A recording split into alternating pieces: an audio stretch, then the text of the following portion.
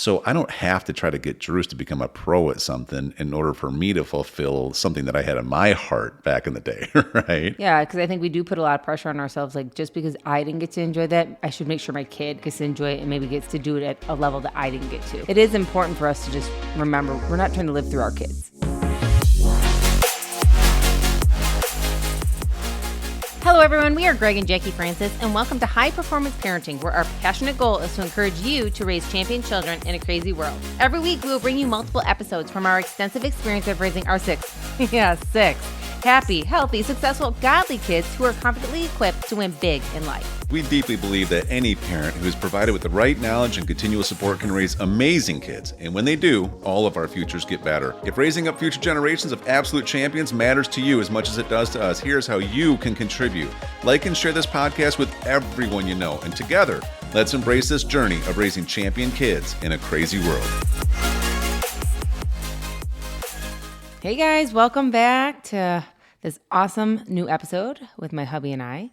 Can't wait to share with you guys today. Gosh, what a full week it's been, hasn't it been, hon? Oh yeah, running and gunning. I don't know about you guys. Maybe you guys feel the same way. School started, sports started, every activity under the sun came out of nowhere, and we are trying to figure out our calendars. In fact, that's kind of what we want to talk about today. Launching new businesses, new relationships. It's been a little overwhelming, to be honest with you.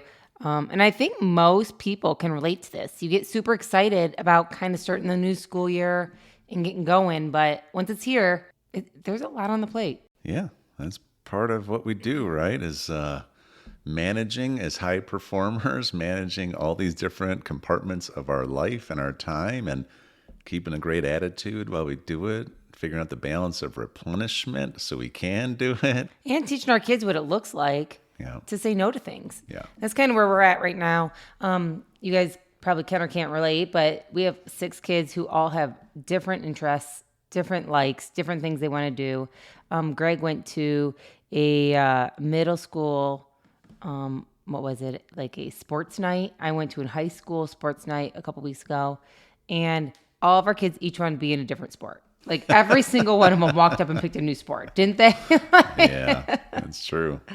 And you know, we come from a background where we played sports. Mm-hmm. So sports is important to us, but in the same sense, so is our schedule and what we're trying to accomplish and what we're trying to do. And it really gave us a good opportunity to chat with our kids a little bit about how, how we need to prioritize things a little bit in our family. Yeah. Yeah, we can get into that a little bit today with maybe some examples about how we do that. I mean, I think a lot of it starts with the core of our belief system in our family.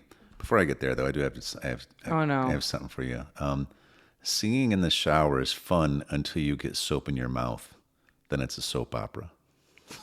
I've just happened to you, actually. I've heard you singing in the shower. And we won't go over some of your dreams of opportunities where you want to sing on major stages. If there's anybody out there that wants a partnership with Greg, he would like the opportunity. I don't know if anybody else has dreams that are so vivid sometimes, but I have dreams where I get called out of crowds and I get on stage and I can just rock some stuff out, man. Yeah, and you have groupies too. That's the best part about the whole thing. I would say that I'm like a 10 out of 10 in confidence in this category, but maybe like a 3 out of 10 in competence. Or talent. Oh, yeah. Oh, well, I think you sound good in the soap opera arena in the shower, just so you know. Thanks. You get to hear it, Yeah. You're welcome. Yeah, you and Drews. Drews is quite a singer in the shower, too. Yeah, he's definitely picked that up from his dad. To the point where I say, open the door and tell him to please be quiet. We're doing something. He's hilarious. We'll have him out in the yard doing some yard work or something. He's just belting it out across the neighborhood. We'll hear it from the house. We're like, what is that noise? But he's a Sounds great like a voice. coyote or something. I know. I'm proud of him. Most of the things he's singing are really good things, unless they've been hanging with their dad the night before and he's got his 80s track going on. Then our kids are singing things that I'm... Best music decade ever. Uh-huh. All right. Anyways, back on track here. So you want to talk through a little bit about what we're doing with just like this balance. I'll tell you guys, remember our podcast here, this is all about helping high achievers grow champion kids. So I know that if you're a high achiever out there, you probably have a tremendously full schedule and you're trying to always figure out how to actually maximize everything you do, be more productive? How do you squeeze more time into it? A lot of us high achievers, we don't do well with not having things on our calendar, right? We always think we want more free time, but then when we have free time, we fill our free time with something else. Yeah. And it's like this constant balance. Then you overfill it, then you get annoyed by it, and then you start simplifying again. But then when you simplify too much, now you're like, okay, I have too much free time. So what else productive could I be doing? And Yeah, you know, that's so true. And that's kind of what we're dealing with right now is that we went through a season, and maybe you guys can relate, where we weren't as productive or had as many business opportunities or had as many activities for our family or our kids going on. And it was a good season. And I remember somebody saying, enjoy it now, because before you know it, your calendar's going to get full. And I think we did enjoy it to some extent, but we started realizing that we felt like we weren't moving forward in life. So we kind of reevaluated and started really pressing into what we wanted big picture in life and started engaging in more activity. And so with that, though, came the discussions first with you and me to decide what we wanted to engage ourselves in, what business opportunities, what kind of relationships we wanted to develop, what kind of masterminds we wanted to be a part of. We looked at the big picture for you and me first, which is always important. I think it's super important for husband and wives to get on the same page with this kind of stuff and be honest about it. Like what you really want to accomplish for the next year or so, and what does that look like in your schedule for both of you? Because sometimes the idea sounds really fun and awesome. Like, great, we got invited into a mastermind that's going to be 6-month commitment with all kinds of activities behind it. Or, hey, we got invited to do all these amazing travel trips with people that we love and respect. Or, hey, our kids got invited onto a special team. Hey, let's commit to this, this, and this. And it seems great up front until we really plan out what we ultimately want. Yeah. For you and I, because we have a lot of ambitions in our life and we have big goals and dreams, and, we want our family to be able to have a lot of opportunity through multiple endeavors that we create that are mission-based, important, change the world kind of things, that they can leverage their strengths and giftings in roles within them, so we can all double down as they, get older and get out there into the more of the quote unquote real world as adults. And so, you and I, we feel a level of pressure behind that, right? Where we're working pretty hard to build those things out. And at the same time, we don't want to miss the season we're in, right? And so there's that constant tension between the two.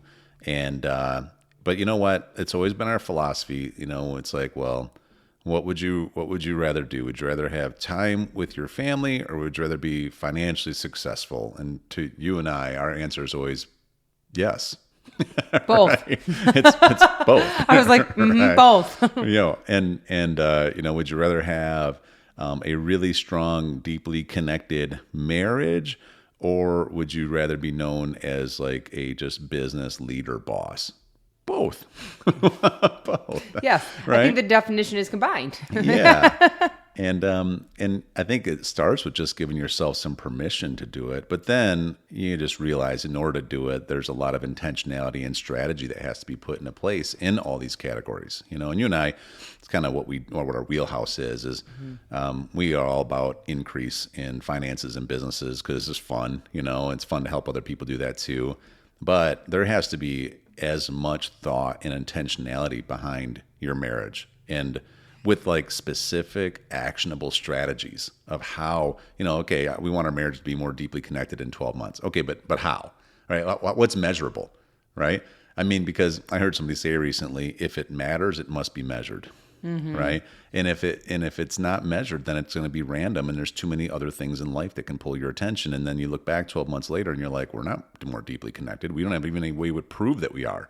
We're just kind of guessing that maybe we could have been, right? And the crazy part is most likely your business or your endeavor isn't really thriving that much better if your marriage isn't doing well. Yeah. It can only do so well if your home life isn't doing well. Right. And so it's just kind of one of those hard topics that maybe we can get into a little bit more, but the point of being on the same page about your schedule. Yeah. Well, again, it kind of comes down to, first, I think you have to start going through the vision process, right? Of where are we going?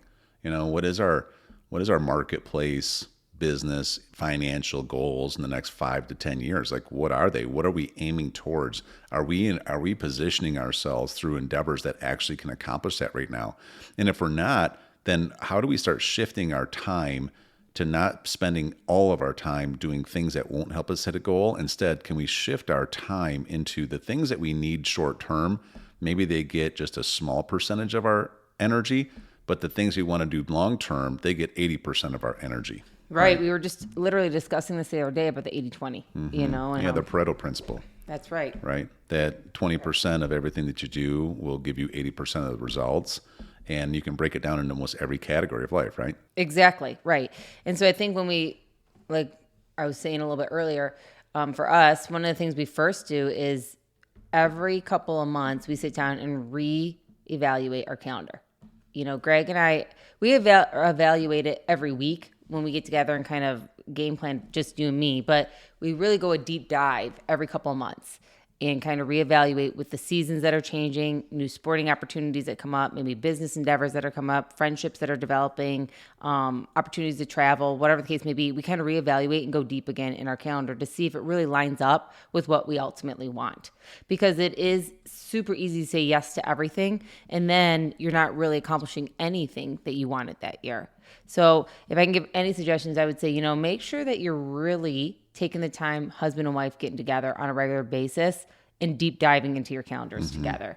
And be able to say yes and no to different commitments together and not be angry about it, not hurt by it, not offended by it. I mean, I can't tell you how many times either one of us have brought an opportunity to maybe have a new chance to do something and we're like, okay, but let's evaluate. Is this the right year for this? Is this the right season for this? Is this what we really want to accomplish, you know, in the next 6 to 12 months? You know, and trying to be okay with that from each other. And sometimes we have to say no to people or to things or opportunities that we really want to do sometimes. And we've not only taught ourselves to be okay with that, but then we've transferred it down to our kids. And it kind of started like I was talking about at the beginning here about the sporting open house that we went to. Yeah. I mean, literally every kid picked a new sport.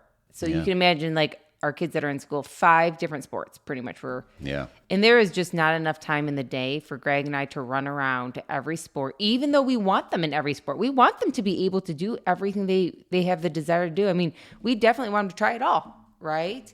But what we do, we had to kind of evaluate and clump kids together a little bit, didn't we? You see, again, it's part of that philosophy. I'm telling you, there is so much pressure from the world right now that on parents that you're not a good parent if your kid doesn't get to do everything they want to do. Mm-hmm. And by the way, you know, your neighbor, their kid is in 3 sports and you see the mom and she looks like she's about ready to fall over because she's, you know, hopping out of her car after, doesn't even know where she dropped her kid off sometimes. Right. She's circling back at the end of the night because they're not well in the house. And the thing is, it's like, there's so much peer pressure about this, I think. And, you know, again, it keeps coming back to, all right, so you and I, we've discussed this. We've talked through like what matters more.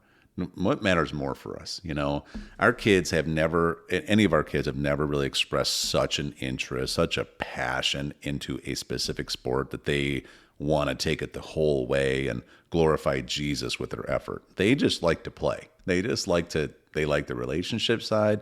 They like to go out there and compete because they're competitive kids. I mean, we're smart enough to realize that I don't, you know, like I played football, I did it at college level, and I would have loved to have been a professional football player. Like, would have loved it, right? But it wasn't there. It just wasn't going to happen. So I don't have to try to get Drews to become a pro at something in order for me to fulfill something that I had in my heart back in the day, right? Yeah. And it's important to know that. Yeah, because I think we do put a lot of pressure on ourselves. Like, just because I didn't get to enjoy that, I should make sure my kid gets to enjoy it and maybe gets to do it at a level that I didn't get to. Right. And so it is important for us to just remember we're not trying to live through our kids. Well, I remember, though, even when our kids were a little bit younger and we're putting them in a little soccer thing here or a flag football thing here or, you know, whatever, and just watching them interact with it and trying to take pressure because, you know, we're such competitive people that, you know, I'm getting annoyed because the kids aren't winning because the coach isn't just teaching them how to win. And, you know, and I'm getting way more into it. I'm getting more anxiety about this than anything else. But I'm watching the kids, they're out there giggling and they're laughing and they're having fun. And, you know, but at the same time, it was like I remember at one point, you and I just realized that I don't really know if our kids really have a deep desire to do something that, because if you're going to go like pro in something, I mean, this is like a full-time gig, like long way. I'm glad that they kind of know where they're at. They want to be the best at everything they do, no doubt about it. So I don't make it sound like we're not encouraging their competitive spirit, because we are. I mean, we don't even have to with our kids. They're so competitive. However, I just think we've just done a lot of communication where we realize that, our family's mission is a lot bigger than just sports. Not that it's a wrong thing for other people to have a mission of being that best at what you do, but we just have figured that out, right? Yep. Sounds like a good topic to continue. Oh, okay, well, we will then. All right. Hey everyone, thanks for listening and thanks for your love and support. We hope that today's episode added tremendous value to you and your family. It would mean so much to us if you would partner with us on our mission of helping parents around the globe raise champion children in this crazy world. To do so, simply take a moment to like and share this podcast with everyone in your network. And we have great news. You get more of us. You can expect new episodes every Monday, Wednesday, and Friday morning. So be sure to consistently tune in with us and enjoy our show. See you next time.